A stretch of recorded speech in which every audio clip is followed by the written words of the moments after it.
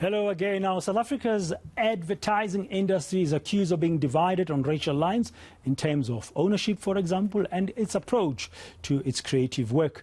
This has prompted the South African Human Rights Commission to hold an inquiry into the alleged racial discrimination or discrimination in the advertising industry. But what is it exactly about this industry that is racist? To help me unpack this is Preetesh Sewraj, the CEO of the Lorries, Thebe Ikalafeng, Chairman of Brand Africa, and Fran, Luckin, Chief Creative Officer at Grey Africa. Well, Fran, Thebe, and Preetesh, good afternoon. Thank you very much for joining us for this conversation this afternoon here on ENCA. I was going through, as I was preparing for this conversation, I was going through the terms of reference of the hearings, and we've seen some of the reports and some of the people who've been contributing so far being covered in the media, and it's all around an inquiry by the Human Rights Commission into racial discrimination or discrimination in advertising, because the Commission says it decided to do this after receiving complaints or allegations of racial discrimination or discrimination in general in advertising within South Africa.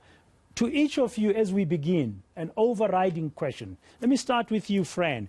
Is there racial discrimination or discrimination in advertising in South Africa today? That is an enormous question. For me, I always have to be careful when I answer these questions, because I'm aware of my own privilege. And so if I blithely sit here and say to you, there is no discrimination in advertising, I'm conscious that I might be blind to, or I might not be aware of it because of my position. I feel we need, as people in the communication industry, to be very sensitive to our audiences and to what they are saying. And if we offend, we have channels now. You know, the model is no longer the broadcast model where you submit or you broadcast a message to the public and it's one way. We now have two-way communication, where in social media we've got a very sensitive instrument that can let us know how our audiences are feeling. And so as communicators, we need to listen to that and not assume. It's always dangerous to assume that you have no bias. And so as communicators, I think we need to be very conscious of our audience and how they are experiencing the messaging we're putting out. Preetesh, what's your answer? As Fran's highlighted, it is a very, very complicated situation. All I can answer is from the side of the Lorries itself. When I go, one of the things that we do in the work at the Lorries is, as the ads come in, which is an absolute reflection of the work that's being done in the industry itself across Africa and the Middle East, because remember, we don't just focus on South Africa, but across Africa and the Middle East as well. What we are finding through our mechanism space, one, is that we look for transformative imagery that positively moves society forward in terms of the ads that we award. And I think that's the key thing, is to celebrate the work that is truly moving society forward in a very positive way. And that's what comes out of the Lorries. Thebe? Well, I think, Dan, the way to look at it is to say 90% of the country is black, but 90% of the decision makers, as far as the owners of the businesses that make the decisions about advertising or about where to put money in advertising, are non-black. So there is either a conscious bias or an unconscious bias. Whether you call that discrimination or racism, it is somewhere between those two words. Now, in the terms of reference, thank you, Thebe, for that response, Fran as well, and Preetesh. In the terms of reference, the Human Rights Commission says its investigation is along a number of ports, but there are four key areas. You've just touched on one, Thebe, which is who owns the industry, who are the leaders of the industry. That's point number one. And they talk here, and I'm looking and reading at the terms of reference, they want to understand during these hearings the makeup of the advertising industry in terms of its size, the leaders, the racial, gender, and inclusivity. How is that doing today, Fran? Is the ad industry owned now by a diverse pool of owners? Are the leaders of the industry now more diverse? Do we have racial, gender, and other inclusivity in this industry today? Fran? I think as an industry, it's a journey. And I think as an industry, we're working incredibly hard at that. I think if you look, one of the best ways to look at it is at the output. And I think that the South African advertising really has got a very unique voice now. We've found our own voice. 10, 15 years ago, the work we were doing looked like it could have come out of Europe or America. But I think now there is a clear and distinct voice. And you can see it in the work that we profile in international shows. It's got a very unique South African voice. So we've really found that. And I think that's as a result of having diversity within our creative departments and in our leadership. And it's always a journey because talent retention is a challenge within any industry, I guess. Yeah, it's something that we work at constantly. But almost 30 years into our democracy, people by now should know that diversity is a given. We are a diverse country. There's black people, there's white people. That's a given. The main thing is, are you including people who are Africans, for example, people into the leadership positions where they can influence the direction and the strategic creative content of the business? Is that being done well enough at this stage, Fran? I think every agency I think that is being done very, very well across our industry. I think that people of color and people from all walks of life are occupying strategic leadership positions where they help steer the strategic direction and focus of agencies. Yeah, so I just wonder why. When I was watching some of the contributions this week, I'm going to come to you. I need your view as well, Preetesh. I just wonder why some people who were contributing earlier this week are still talking about white-owned advertising agencies, black-owned advertising agencies. Because if we're now more inclusive than before, we should be talking about South African ad agencies. Preetesh, what are your thoughts? Look, I mean, in truth, and again, this is obviously outside of the Lorries gambit, but what I can share, if you look at it, there's no way for an organization to do business with brands today if they do not have transformative ownership and transformative leadership in the creative room as well. That goes without saying, and it comes in the mechanism of a BE scorecard. If you don't have the right BE scorecard, no reputable brand in South Africa will work with that particular agency. And I think that's from my side is one of the key things. And then the other thing is if you look at the leadership in the creative industry, and if I think of the premier organization in that space, which is the Creative Circle, which is a body of creative leaders, you are absolutely seeing that the creative voice is coming with a South African black voice in terms of the work that is actually being done right now. So we are truly getting the South African experience through the room and through through everyone who's in that room right now. 80% of the country is black African, as Thebe, you were saying there earlier. Those are the stats. That's what Stats SA tells us. We'll see what the Census 2022 will reveal once it's finished and done and dusted, and they report on it. But it's not a reflection. It's not being reflected in terms of the ownership, in terms of the leadership. But is there progress in your view, Thebe? You've been around for quite a long time. Have you seen some progress in this landscape? Zero. There has been absolutely no progress. And I will paint it this way. In 2002, I gave a presentation at the Ad Focus. And I was with Graham Wassop. And the essence of our presentation was that this country needs to transform its creative product and also needs to transform the producers of the product. But what has instead happened is that in all that time, that's 20 years later, you still have top 5 of the media agencies accounting for 95% of the revenues, and those top five agencies are all part of some global network somewhere, which is not in South Africa or in Africa. And as a result, how can you say that they are influential when the decision makers are not African? Of course, somebody is going to point out and say, Thebe, you're a marketing director of a big company and many other people. It's transformed since your times now. There's a lot more black marketing directors. I'm not sure if all of them are truly represented or truly have an influential voice. So perhaps the way to look at it is that if your owner or the decision maker is not South African or is representing outside interests, you are just fronting, and you're not necessarily there to make the decision. Otherwise, we're not having this conversation. We're having this conversation today because there has been absolutely no transformation. There's been absolutely no progress in the industry. It is impossible to point out that in a country as big as South Africa of 60 million, multi-billion advertising revenue, if you look at the top 100 advertisers in the country, most of them represent businesses which are not even owned by Black people.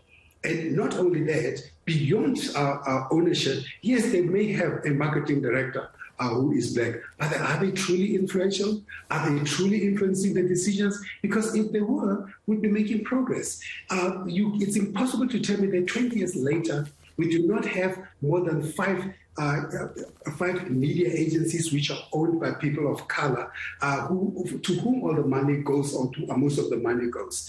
There has been absolutely no transformation in the industry, and it's a sad reflection of South Africa. But it is not just in the advertising industry. It is a sad reflection of the country for which all of us had hoped will be an equal country of equal opportunities. So if it is a journey of transformation broadly as a society, as you say, Thebe, this particular hearings that we're having on advertising will just maybe focus on one element. I mean, Fran and Preetesh believe that there's progress here and there. You obviously see differently, and that's the purpose of a conversation. And the Human Rights Commission points out that it does not want to be advertising specific, but they use 5 examples where we saw recently causing an uproar in the country. We all know about the Tresemme products that was taken off the shelves of Clicks. We know also about the Chicken Lickin advert, the Chicken Lickin Big John Burger ad, which sort of made light of colonization of the land and the people of Africa. And we know about that coolest monkey in the jungle T-shirt by H&M, which led to protest against that. So there are those few examples. Now, if we moved from the ownership and the leadership thing and we look at the process itself of creating content, do we still suffer from a level of tone deafness in terms of this advertising agency? So people still in 2020-something, you can still find adverts which are racially insensitive, Fran? Are we still having high degrees of tone deafness in the industry? I mean, I've been in the industry a long time, over 25 years, and I think that we have come a long way. Our creative departments are much more diverse and much more representative.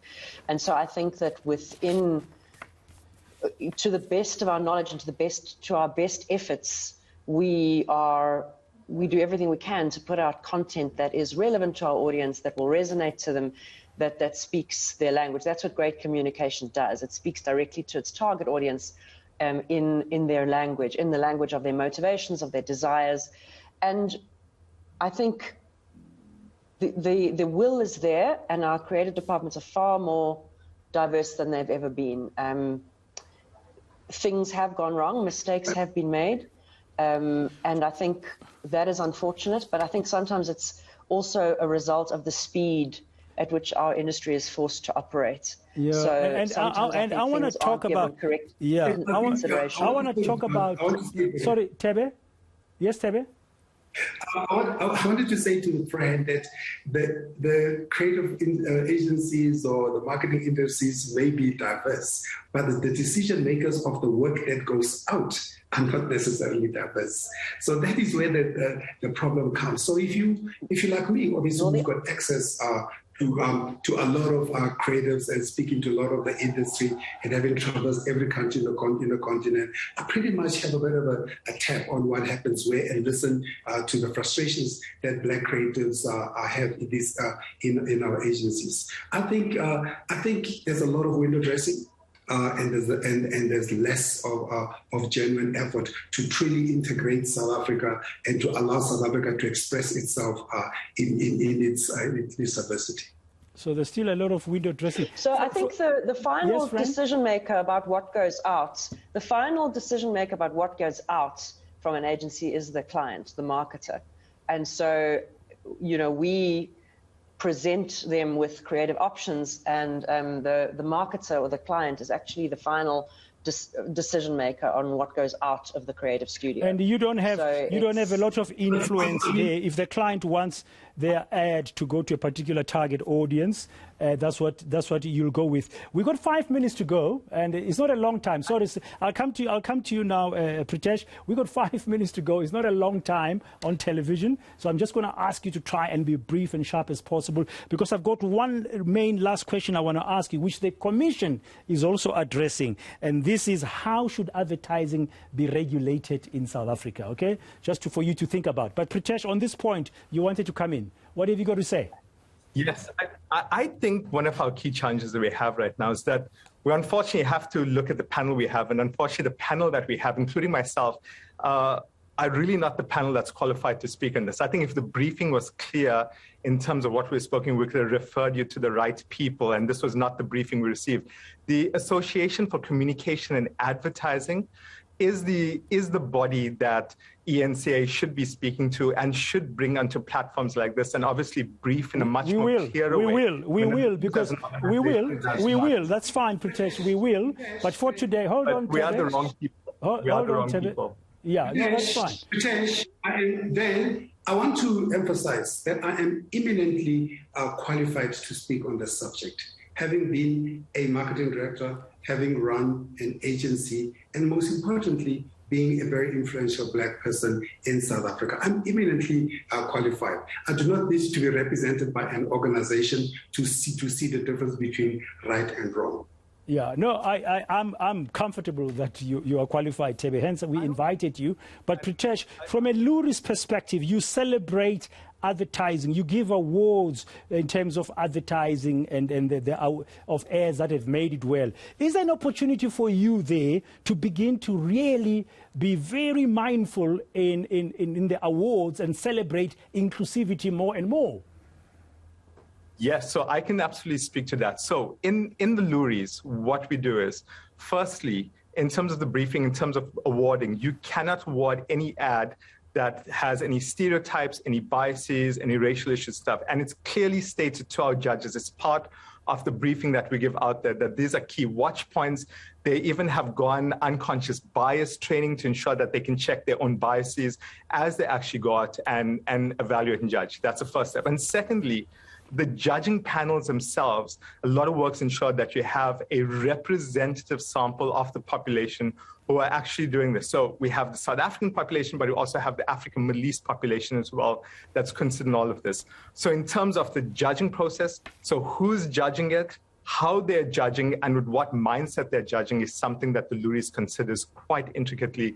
And therefore, you'll see that the work that's being awarded is truly transformative work that makes a difference in the industry. And hopefully the advertising agency would listen to that. Now, the other part that the Commission is looking into is and by the way, Preetesh, it's an ongoing conversation. We will talk to the other people, okay? And yes, I think it's important because they were no, that's fine. But everybody on this conversation here this afternoon was invited by us at ENCA, by myself, because I believe you're eminently qualified, all of you, to contribute to this very important discourse, because as communicators, we can shape people's minds and influence in different ways. So you all play a role. Now, from a regulatory environment perspective, the advertising regulating board saying we need more regulation, we need changes. I think it was Gail Schimmel who spoke at the Commission the other day, feeling that there needs to be more. Now, regulation, when you talk regulation to the private business, you say, we are over-regulated. But in this particular case, the Commission is asking one of the questions, and I want your views on this. How is advertising regulated in South Africa currently? Should we be changing the regulation to make sure that what we would like to achieve as in a transformed landscape is successful? Fran, what are your thoughts about regulation of advertising? So I believe that transformation will come when we allow more small independent agencies to start up. So yes, the point was made that our industry is very dominated by a couple of global players at the moment. And I think that creates enormous potential for small independent agencies. And I feel if we made it attractive for people to invest in young black creative people to start their own businesses, I think that would help to transform our industry an enormous amount. There are a lot of really great creative people out there who are frustrated within big agency environments and have so much potential to start their own businesses. And I think less about regulation, but just more about making it attractive to incubate small black-owned businesses, to grow them, to invest in them. I think transformation will come from there as you have bright young people starting their own businesses and growing.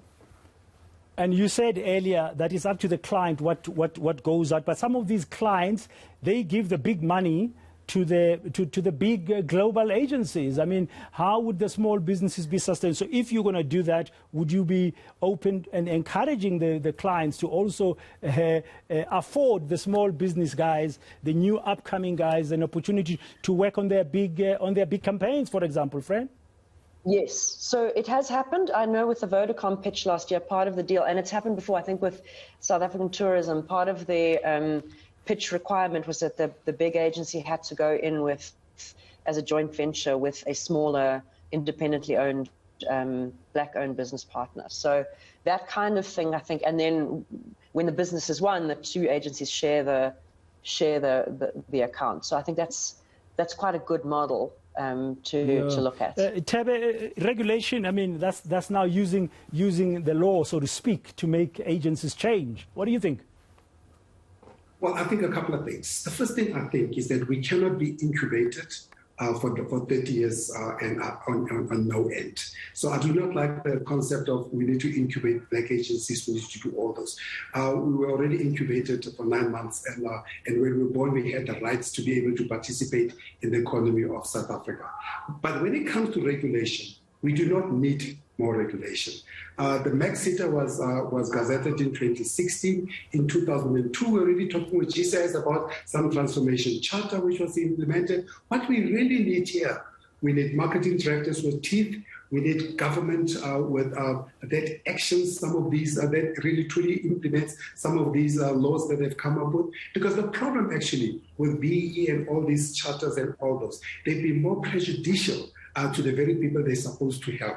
It'd be more prejudicial to that black media agency, that black creative agency, because some of the criteria that they put out there can only be fulfilled or sometimes can even be made up by the bigger agencies. So it's pretty much a game, and the young black creatives who come in the industry really has no opportunity to participate in it. We do not need more regulation. What we really need now, we need some punitive approach to ensure that this happens. The punitive approach. What's your view, Preetesh? I know you are on the Lorries side, but I mean, you award excellence and you celebrate excellence in this space. But you must have some thoughts as a player to say, do we need more regulation or not? The Commission is asking the question. Yeah, I think there's some sound framework in place that's right now. And next week, there's the launch of the MAC Charter Council, which is going to be able to... I saw that. Mondli Gungubele, the minister in the presidency, inviting everybody to go to that next week, Friday, yeah? That's absolute. So that's happening from next week as well, and I'll be part of that and have these discussions that go forward.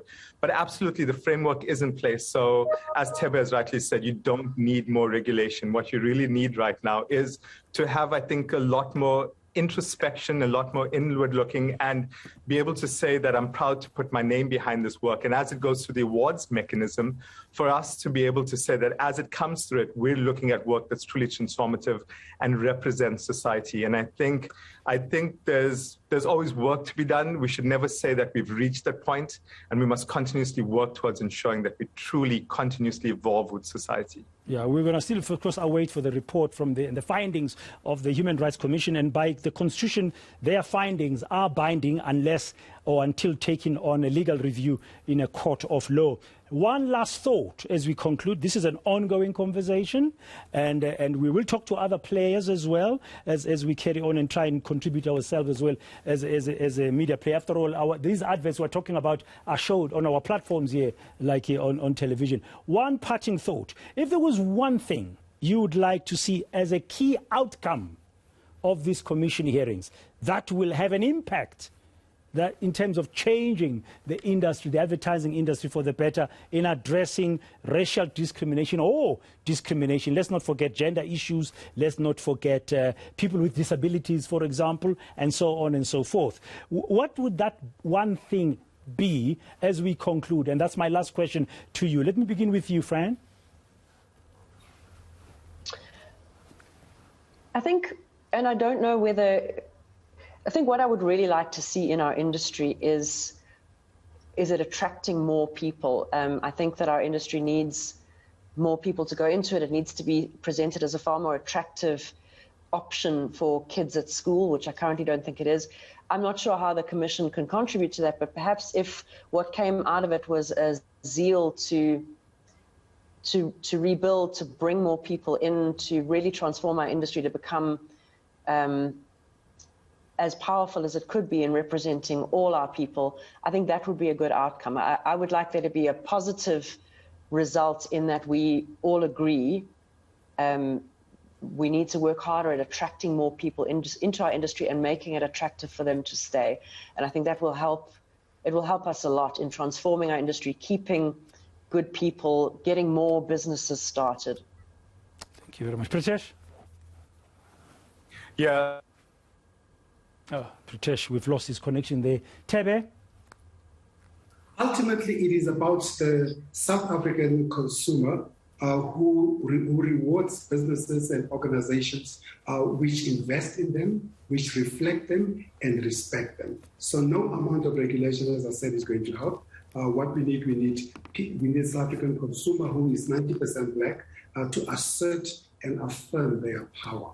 Until then, we'll have this conversation in 30 years. We'll hear another person talking about incubating us, trying to attract us to come into this, teaching us on how not to be biased. You don't need any of those if you ensure that this industry respects that this is a diverse country, 90% black, and we ought to be doing a lot more better and sharing the wealth of the country. Thank you very much, Thebe Ikalafeng, for your final thoughts there. Is the chairman, of course, of Brand Africa. And thanks to Fran as well. Fran Luckin, she's the Chief Creative Officer of Grey Africa. And Preetesh Sewraj, Chief Executive Officer of Lorries, for having joined me here on this Friday afternoon on ENCA.